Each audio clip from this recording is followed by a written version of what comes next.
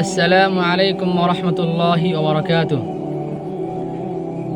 আবু হুরায়রা রাদিয়াল্লাহু আনহু হতে বর্ণিত, তিনি বলেন, আল্লাহ রাসূল সাল্লাল্লাহু আলাইহি ওয়াসাল্লাম বলেছেন, যখন রমজানের প্রথম রাত্রি শুরু হয়, তখন আল্লাহর পক্ষ থেকে একজন ঘোষণা প্রদানকারী এই ঘোষণা দেন, ইয়া বাগিয়াল খায়রি আকবিল, হে কল্যাণকামী, হে কল্যাণের পথের অনুসারী, আকবিল, কল্যাণের মাস শুরু হয়ে গেছে, তোমরা অগ্রসর হও, নেকি অর্জন করো, কল্যাণ অর্জন করো।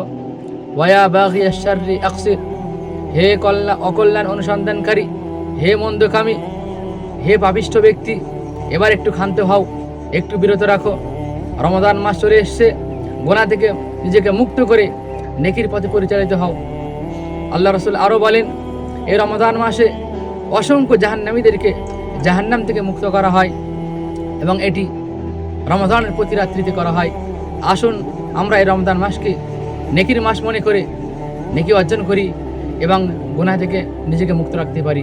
আসসালামু আলাইকুম ওয়া রাহমাতুল্লাহ।